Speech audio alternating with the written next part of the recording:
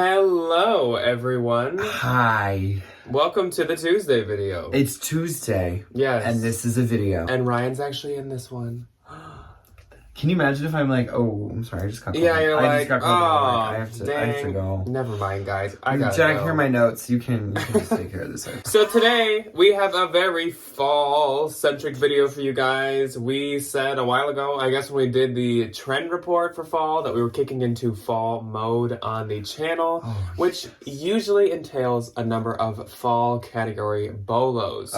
So we are kicking off the first one of those today. And today what we have for you guys is BOLO sweater and knitwear brands. Of course, fall has a number of good categories. Coats, there are boots, there are jeans and denim. Those may be coming up in this season, possibly at some point soon, but some might be combined, some might be separated. We haven't decided yet, but we just wanted to start off with knitwear. It just seemed like a very fitting one. Yes, it does. And there are a lot of knit BOLO brands. Oh, there's a million. So many. There's so many. Yeah, so we have a bunch of good ones for you guys today. We tried to do a good mix. Of course, there are quite a few high-end ones, but there are some that are more mid-level that you may find day-to-day, who knows. And then actually, at the end, we each, as our fifth, have a vintage brand, which we do not do vintage very often. I don't think we've ever done anything in our vintage. BOLO. I think we have done possibly Michael Simon. We've done Michael Simon. Yes, we have done the Michael Simon sweaters. Which was probably... those are so fun. That was probably also in a sweater. You know, I think since we've done that, I haven't found a single one.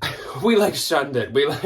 I love Michael Simon sweaters. They sell so well, and they're so do. fun to look at, but I just have not found a single one. I have found one since then, but honestly, I have found quite a few of those. And of these two brands of sweaters, the vintage ones, I also have found some out. I think I have two. I'll have to double check. If you are new here, in our BOLO videos, what we do is we just kind of break down some facts and information about these brands, and we talk about like when they started, where they started, what makes them special, why are they worth so much money to people, and then we talk about where they're sold at, what stores and boutiques, and then we talk about the retail prices on said category, so the sweaters from these brands, and then the resale prices on the category. And I say that because, as per usual, some of these brands do make not just sweaters. Yes, a lot of mine make a lot of other things too. Some of mine do just make sweaters, but for the most part, a lot of them make a lot of stuff, which we will say that when we get to the brand. Before we jump into it, on Thursday we have part 2 of the haul that I started with you guys last Thursday. That is the super good haul from the really good bins trip. And actually tomorrow we will have extra BOLOs for the Valentines. So if you are in our Valentines, which if you're not, you can join below if you'd like. But we do one extra bonus video a month, and this is the bonus one going up tomorrow, and we have bonus BOLOs for you guys. There's some other very, very good sweater brands in there. Oh, so many fun ones. Yeah. So many fun ones. Yeah. I feel like the weird ones always kind of end up in the Valentine video. So if you're interested... Every once in a while, some of the really expensive ones end up there too. Yes, so absolutely. Good ones to know for sure. I suppose we should jump into the brands, and I will kick it off with a brand that we both have kind of recently found out about in the past year or two, and we both really, really like, and that is a brand called Leret. I have a Leret sweater. So of course the brand is right here, but it is spelled Leret. L-E-R-E-T. To the folks from the Midwest, it is not Leret. No. As I once previously thought. Yeah. Also, if you're new here, there will be pictures of pieces by the brand and the brand name here to help visualize it better. Absolutely. So, Leret is out to make the perfectly universal cashmere sweater that is absolutely what they do. They are designed in New York, and they are meticulously crafted from Mongolian cashmere. So I have learned through the research today that Mongolian cashmere is top tier, top of the line. I never knew that until today. It was founded by siblings Eduardo and Andrea Leret. They are two opposites, and they weave their stories together into one piece of clothing. So they are very opposite in personality, but in the clothing they make it come together well. So what I meant by the universal cashmere sweater is really what Leret does is make the exact same sweater kind of over and over. It's just a crew neck, classic, very soft cashmere sweater. They have all different kinds of patterns and graphics to them, and each one actually has a number assigned to it. So on their website, they have number 40 through number 65 right now or something like that. And they will restock them sometimes, bring them back sometimes, do new ones and add more numbers sometimes. But they're usually quite plain single color with just a graphic on the inside or a graphic on the shoulder. Not usually fully printed. No. No. And I don't know. I don't think they might make cardigans, know. but for the most part, you know them by their crew necks. That's what they are definitely known for. I will send Jack a picture of mine that I own because it is the exact. I think it's number 32. And if you want to own one of Ryan's, there is one on Poshmark right now. Yes, there is. I call it my tints, tones, and shades sweater. Yeah, it's wonderful. They are so soft. That Mongolian cashmere. Ooh, so they are made to be worn and then passed down through generations. They're supposed to last for a long time. They are created through Herkus goats, they're called, from Mongolia. And these goats live in Mongolia where it can be freezing cold, but it can also be boiling hot in the summer. So their fur and wool is made to handle anything. Both of those. Good for the goats, man. And so these Herkus goats have a special underlayer of ultra soft wool, and that is the Leret cashmere. Interesting. So they are actually only sold on their own website, and then of course like resale places. The retail on their sweaters are $475 to $650. Now that I think about it, I think they do make cardigans, and the cardigans are about $650. The regular sweaters are about $475 to $550. The resale is about $200 to $400, and there are a handful on Posh right now in that range. So if you were interested in getting your own, you can find it. They're kind of rare. Like if they sell out, if the specific graphic sells out in your size, you don't really know if they're going to bring them back. No. So. I didn't know if I was ever going to get my sweater again, so I got mine in the real. Yeah. Wonderful. Okay, let's talk about something that's not as expensive. I think if we're going to find anything from any one of these brands on this list, or the Valentine video, it's probably going to be this one. It is Cos. Cos is the H&M like minimalist company. So it's a little bit more expensive than H&M because they use higher quality materials. This is just like generally speaking. It's a little bit more tailored. It's a little bit less of that like mall fast fashion energy. Like it's a little bit more like I believe they have runways even, don't they? Yes, they do. Sometimes. They have shows. They have a fall and they have a spring. Cos means collection of style, which I had no idea. It is, according to their Wikipedia, creating contemporary collections for minimalists in mid-range prices. Fair. And that's the end of the video. Thank you. They first opened in 2007 in London. They opened the first North American store in 2014 to open the first store in London, the Royal Academy of the Arts. I've been. It's beautiful. They had a little fashion show. So they got to, trot down the runway in their little minimalist things that are for the mid-range prices, which is wonderful. They are, according to H&M, one of the most successful offshoots of the H&M group. So it's H&M, Other Stories, Cos, and then there's two more that I didn't know. So those are probably like Europe or like not America specific. I forgot what kind of one. What country is this? Literally. They are sold at their own store. They have literally hundreds of stores across the globe. And every now and again, you'll get a little one at Nordstrom Rack. Every now and again, they'll trickle over to the Nordstrom Rack. But they are not sold like in H&M. Like there's not an H&M store with like a Cos section. That's not a thing. They're like a totally different store. The branding is very different. Yeah. So Cos I don't think they want H&M's over here. it to be like related. No, because H&M is like for the Cos kids like daughter. Like it's cheaper, it's trendier, it's usually not made as well. And like Cos stuff, my mom wears a lot of Cos stuff. It's nice. It's nice Cos stuff is actually really nice. It's more expensive than H&M. The sweaters retail, perfect segue, 100 to like 150 depending on the material, and they do kind of like run the gamut in terms of like sweater vests, long sleeve sweaters, cardigans, little crop things. They resale 40 to 65 depending on the material. Good little bread and butter moment. Yeah. My next brand is another cashmere brand actually, and this is when I was like, oh my gosh, am I going to be talking about Mongolian cashmere again? I was like, am I going to be talking about Mongolian cashmere like and Mongolian goats the whole time? Maybe.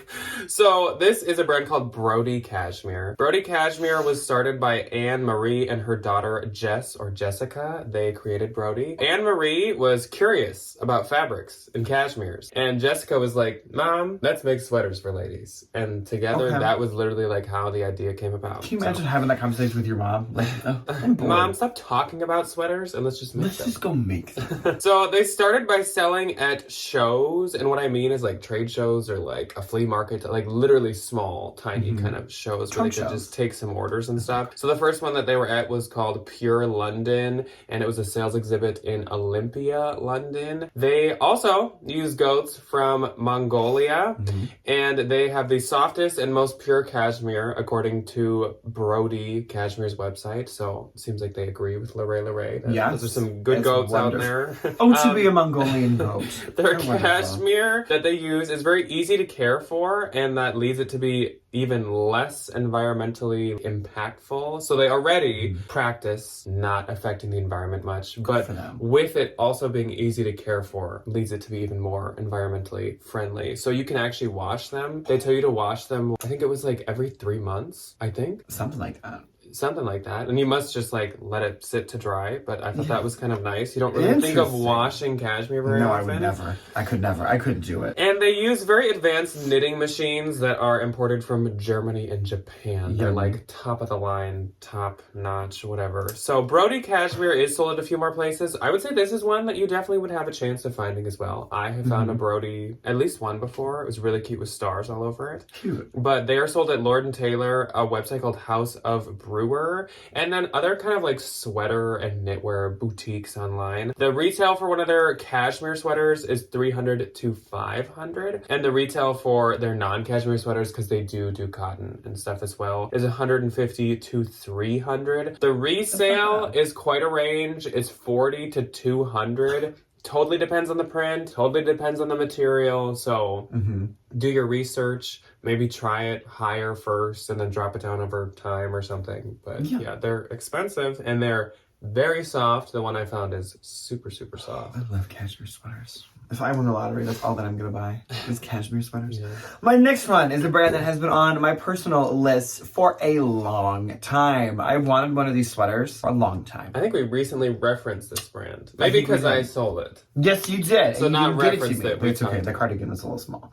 So the brand is Ami Paris, A-M-I. It is the A with a little heart on top. If you are not familiar with the logo, it was founded by Alexandre Matusi in 2011 after graduating and doing some internships for some other fashion houses like Mr. Dior Homme, Dior Homme, Gucci, Dior's Home, Givenchy, and Marc Jacobs. And he was like, you know what? I'm done with this. I'm going to do my own thing. And that's exactly what he did. So Ami is the French word for friend. And that is kind of the like inclusionary motto behind the brand is he always wants to greet people with a smile and a positive attitude. So it's kind of his initials, but also it's a word, Ami, too? Yeah. I didn't know, honestly. I thought it was initials, which if his name's Alexander Matusi, it is kind of initials. Yes, too. it is. It's adorable. So he founded this little company. It's not too little anymore. It originally started with only men's, and it was this really revolutionary, like luxury men's specific sweater brand that wasn't like stuffy. Like it wasn't like your dad's sweater. It had this like very chic, like Parisian, like just go with the flow, and then we get the baguette at the coffee shop. We eat the baguette and we smoke a skinny cigarette and we sit there and we talk.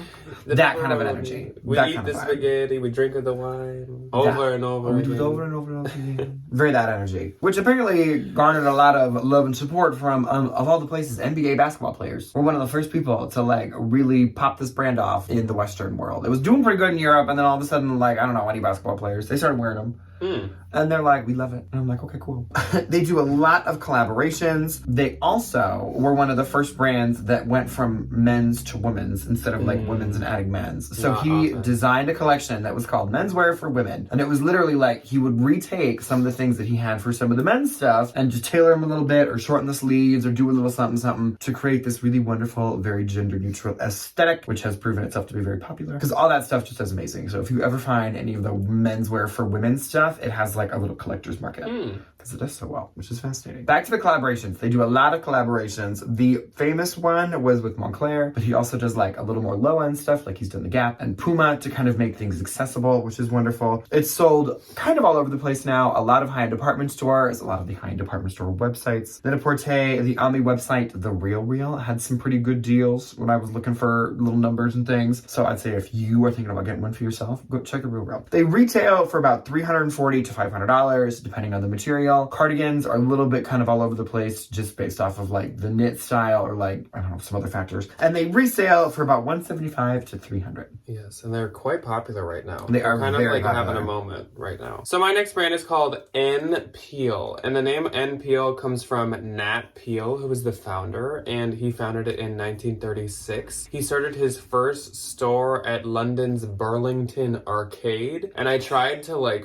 read about that, but I couldn't really find anything. I was like, is this literally just like an arcade? And he just like opened the back closet door and like put a shop in there. Do you want a sweater? Like you can like play Pac-Man and then you can go buy some Galaga? cashmere. Come buy a sweater. Yeah. So he was actually stationed in the Shetlands during one of the wars, some war. And he was like, well, I'm over here, let me just like grab all this wool. So I don't know if he was doing much like for the war, or if he was just kind of out there in the fields like, and me doing sports. Yeah, you go fight, you go do the thing, I'm gonna go pick flowers. So then by 1950, he was already known as the British King of Cashmere. So it didn't take him long to grow a reputation. I'm gonna guess it was World War II. And he was over, obviously, in London, but he started to mail catalogs over to the U.S. quickly after 1950, and he mailed out 18,000 of them to the U.S., I think mainly on the East Coast, and he would reply to them by mail the day that they would arrive. And it, like, said that specifically. So, anyone he got back, he's like, oh my goodness, thank you very much for shopping my business. Here is a sweater.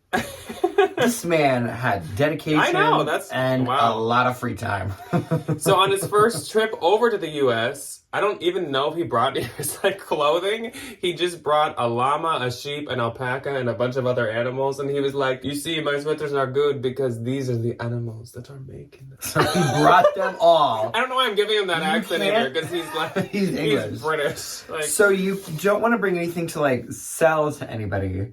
No, he just want to like. They said he. But also, can you imagine traveling with like barn animals? No. They said he brought a zoo. So he's popping up in arcades. He brought a zoo. He's a fun guy. To peddle his sweaters. Now, this brand has dressed many famous people in Hollywood. They even had a picture of Marilyn Monroe. And they also have dressed royals, like modern royals and past royals. Tons of movie stars, all kinds of stuff, like with knit hats, knit cashmere sweaters, all that type of stuff. They're sold on the Outnet, a website called Soxy, and then a lot of like UK stores, because they're still not like super widespread over here. The retail on one of the sweaters is $300 to $1,000, so it is quite a range. That's a lot. Yeah, $300 is more like a thinner short sleeve sweater, and $1,000 is like a chunky turtleneck, oversized, that type of stuff. And then the resale is $50 to $175. It honestly probably could go up if this brand even starts to come over here more. It's probably just not like this gives me eBay vibes. If you find this, I would say put this on eBay. And turn on global shipping because it's probably going to sell to like one of those people. One of those people that live over there. Going back to where the zoo animals came from. Going back to the zoo. Yeah. Okay, my next brand. This interesting. She's interesting. I'll say that. It's Miss Stella Pardo. It was founded. Pardo. Ryan's doing the research and he has not once said this name right. Pardo. It was founded by Miss Cynthia Guerrero. She is a Peruvian transplant who now lives in France. And she had this really wonderful romantic story of how like her and her mom were just like, we're gonna go live in France. She said, they just did. Mom. So they got off the plane, and as most things happen in the northern hemisphere, it was freezing. And she's living in Lima, so she's like, I only know the desert. They're just so hot, and being Peruvian and dramatic. So she gets into France, and she literally is like, I had never seen rain before in this capacity. So she's Will this kill me? She's standing outside in the Parisian winter. I'm not a history person, but I feel like if we learn anything from epidemics and the past things, the last thing that I'm trying to do is staying outside in the rain. I'm not trying to get a cold. I'm not trying to get scarlet fever again. Like, no, thank you. And she's like, it ruined my sweater, but that was the best moment of my life, standing out in the rain with my mom. I'm like, okay, have fun. This is a lot of personal info. So we'll come back to like her little childhood sweater getting ruined in this like torrential downpour that she's just like experiencing in France. Her About Us is the traumatic experience that led to this sweater. It was like a Q&A, and it was these teeny little questions, and then this girl was like narrating books for some of these. I was like, girlie, I love that you're having the platform to talk, but like, So Stella Pardo is her grandmother. The whole point of the brand is to like female empowerment. Women can do hard things, single mothers, ethical treatment of animals, and all these other wonderful. She goes back to Peru all the time because all of her sweaters are hand knit. So she has, again, back to the novels, was like walking around the slums of Lima trying to find women that knew how to knit. And they were like, we don't believe you that you're gonna like not exploit us. And I was like, I wouldn't believe with good her reason. Either. No, if some like woman in Peru is walking around the slums like, do you want to make me something? I'd be like, no. If this woman, no, I don't want to. If this woman in this like drenched cardigan is just like, will you sew me a sweater? I'm like, no. Like you can get out, but you can leave.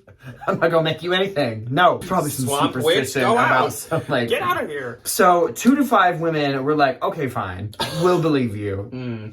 And Sure. since then, I she feel has bad this for you. wonderful team of 80 Peruvian single mothers predominantly that hand knit every single one of these sweaters. She goes over there all the time. She like sleeps with them. They don't have hotels, and these women like don't have enough money to like, you know, let the kids go places to like do activities while they're working. So everybody kind of comes to the factory with them. And so she's like, I'll just go vibe for a week and just like hang out with the kids. She loves spending time with the children, and the children love spending time with her, which is wonderful. This is where we get into the elitist part of this. She wanted to make sweaters because she ruined her little sweater when she was a child, and after being at LVMH, the big Louis Vuitton company, she was so burnt out. She didn't want to do big fashion anymore. And so she decided to like start her own knit company. She had no prior fashion background. She worked for one of those. She worked for LVMH. And at the time, I want to read this interview now. It sounds like a good read. It's a lot. There's a lot. It's just like delusion. It's just like, girly, like, she has this wonderful guy. She answers one question and says, oh, well, when I left LVMH, after all that work, I was just so tired. And then the interviewer asks, like, what do you want to do in the future? And she's like, well, I want to take my no experience ever in the past, ever, and maybe make a sweater if I can find someone on the side of the road to help. Literally. Well, and here's the kicker. So her father was some like massive Argentinian businessman. Peruvian, excuse me. So like... So she's really struggled throughout her whole life. We had money. Is the gist of that. So she at least is like nice to her workers. She gives them paid time off and a crap ton of maternity leave and good health insurance and paid sick time off and holidays. So like she's nice to the people that keep her business open. And the other really important thing is that she doesn't dictate the price. They do. So the women that are knitting will knit these sweaters and they'll say, it took me this long to make it. This is how expensive the materials were. This is what I'm going to charge you. And she's like, write the check. Here you go. Okay. Which is really nice because that like gives them just as much power as she has in terms of like the financing of things. Yeah. Okay. So let's wrap up little Miss Stella Pardo. Retail $300 to $600. They are very expensive because they are all handmade. These wonderful ethically sourced materials. They resale $300 plus. She doesn't have a lot of stuff on the resale market currently. I think a lot of it is still kind of new. So if you find one, jack up the price because they are very expensive. They're sold on Garmentory, their own website. She had like 1 or 2 pieces on Revolve, not a ton, and then a lot of it was these like really upscale kind of like smaller boutiques. Moving on to my next brand. I really, really love this brand. It is called Yan Yan. Oh. And Yan Yan is a company out of Hong Kong. If you remember us ever talking about Mira Makati, that was a long time ago, but it was on a BOLO. It's kind of the same aesthetic. It's very, very cute. So Yan Yan was actually founded by a former Rag & Bone director named Phyllis Chan, and she teamed up with a Hong Kong designer named Susie Chung, and I have heard of Susie Chung. That is I know how her. Yan Yan popped into existence. So Yan Yan actually means everyone in Cantonese, and what that means is in the business they think about the people from the point of sourcing to designing and to making it, and they really like to build a connection with their customers. So their stuff is very fun and eclectic, and they juxtapose modern and traditional elements according to themselves, but they have all kinds of graphics, all kinds of embroideries, all kinds of fun things going on, tons of crazy colors, tons of tassels, like super over the top. They're quite amazing. Half of the yarn that they use is actually from old collections and leftover materials, so they are very sustainable and green. And they've been featured in Vogue, WWD, and Nylon magazine, I think maybe a couple times in each of those. They are sold on Nordstrom, ModSense, and that Soxy store once again, which I still don't really know what that is. And the retail on one of their sweaters is $325 to $550, and the resale is $150 to $400, usually probably ranging higher on that scale because they are quite scarcely made. There are not many of the exact same thing, so they're quite valuable. I've heard of Yan Yan before. I have a Yan Yan right now in my closet. Okay, my next one is for our little Y2K girlies out there, so listen up, children.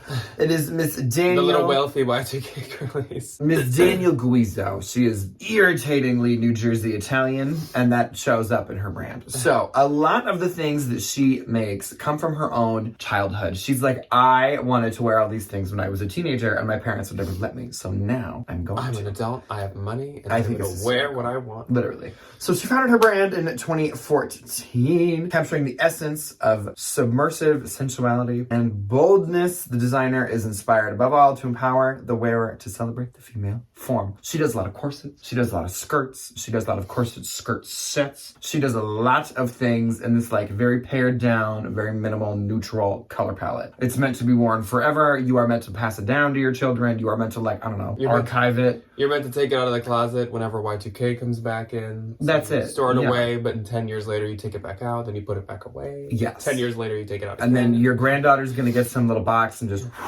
it's gonna be a little brown corset. Like, remember the 2000s? She does a lot of corset drive tops, Y2K, and New York subculture inspired. Favorite brands of many notable fashion celebrities: the Jenners, the Kim Kardashians of the world, the Hailey Biebers, the Rosalia, my personal favorite, and any of those like really big trendy, the Hadids.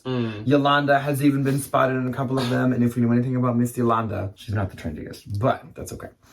So she does a lot of accessibility work. She wants to make things very open to people. So she has her things priced a little bit more than like something at the mall because they're meant to last. It's supposed to be like the Gen Z's like investment piece.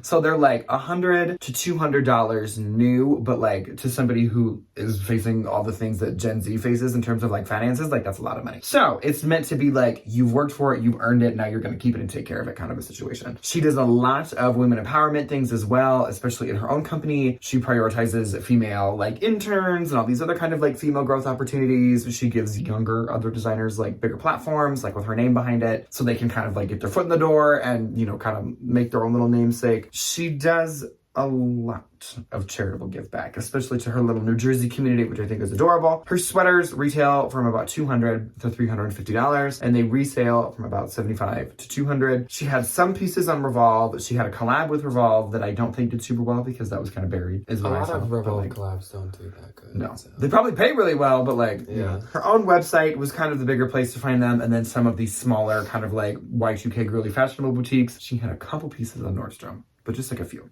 So moving on to our vintage brands. We each have our own, though they do have some similarities, they have some differences. Yeah. And obviously with vintage brands, we can't, for the most part, find much for like historical information when they started, whatever. And there's also no sold at. There is no retail.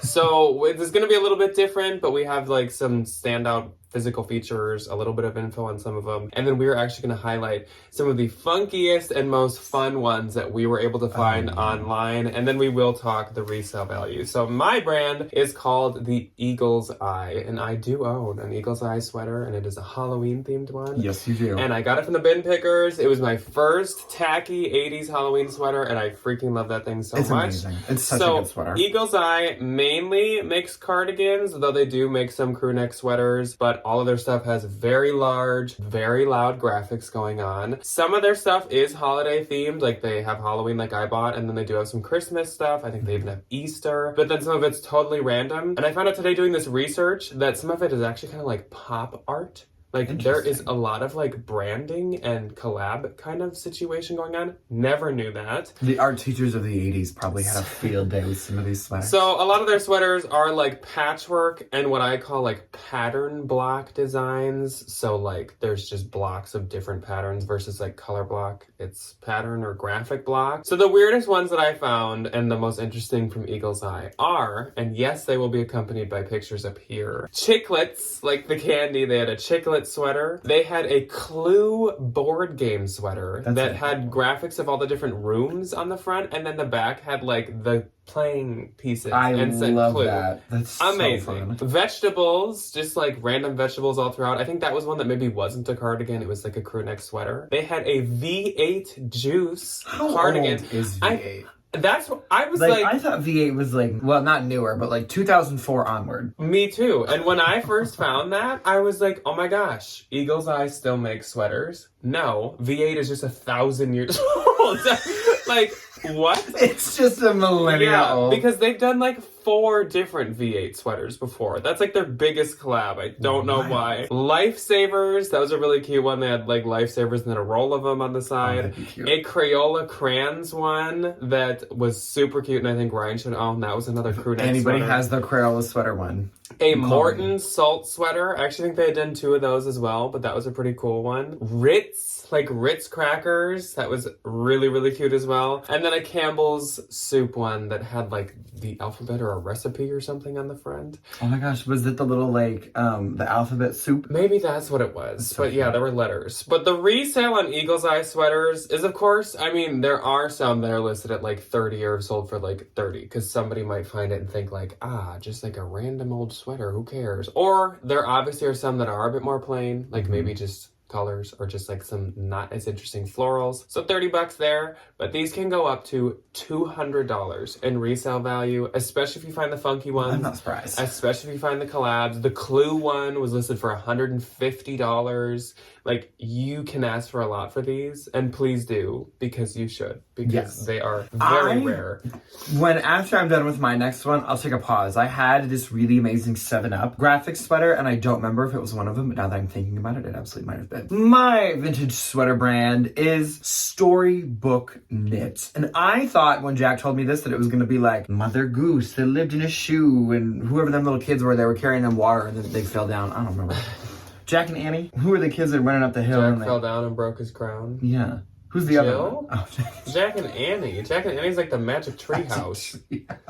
Jack and Jill. So they started as a custom order sweater business with a creator would make your sweater based on your interests, ideas, and topics, which I wish that would exist now. Oh my gosh. I would have a field would die if I could like type in something to some little chat box and I'll be like, make me an ungodly obnoxious sweater that just has like every single Crayola crayon on it ever. Yeah. That would be so much fun. So they did a lot of animal and nature themed sweaters. They also had some scenery and some buildings. They did a lot of chunky sweaters with kind of like the bigger, like what I attribute to a lot of the 80s stuff, like the oversized graphics, the kind of in your face kind of a stuff. They used many fun shaped buttons as well as beads, which I love. I love the attention to detail where they do the fun little bead. That was like a fun little button. That was like a huge part of their like ordering page was like, be careful not to lose your buttons because they are uniquely made and blah, blah, blah. So I wish don't that lose was your like, moon-shaped I button. wish that was a thing again. That would be so I much know. fun. And they had some really, really weird ones. They had some New York City Times Square, mermaid in front of a castle, not the Little Mermaid, mermaid in front of a castle. Not her castle, just a castle. A castle. There's a blue castle back there. There's a mermaid. She may have red hair, she may not. Not a collaboration, not licensed, just Mrs. Mermaid in and front of a that castle. Pastel ocean with dolphins. Very like 80s, 90s, like pink, blue, I pastel, imagine the this dolphin. is like the people that had the things painted on the side of the vans. Yeah. In literally. the 80s, like this was the wardrobe. Literally. Moon and sun with Saturn and Noah's Ark. And the New York City skyline at night. That would be really beautiful. Mm-hmm. They resale from about $30 to $90. Yeah, they don't hold as much value as the others, but they still do. I mean, I think Eagle's Eye, I think, was kind of like the name brand one, or like the name in The it. good one. They like wove all the patterns in, whereas like some of them, like Storybook and some of the other ones, they actually like patch on some of the like graphics or details. Yeah. But Eagle's Eye was like, no. Not so. We're gonna stitch every detail in ourselves. Yeah. So that is all that we have for you guys today. Let us know what you thought. Did you learn something new? Have you had experience with any of these? Did you like that we threw in some vintage brands and twisted it up a little? Let us know so that we can keep that in our minds for the next BOLO. Of course, there are others coming for the fall, so those will be coming soon. Yeah. Otherwise, Valentines, we will see you tomorrow to talk about some more knitwear and sweater BOLOs. And everybody else, I will see you on Thursday, and we will see you on Saturday. Goodbye. Goodbye.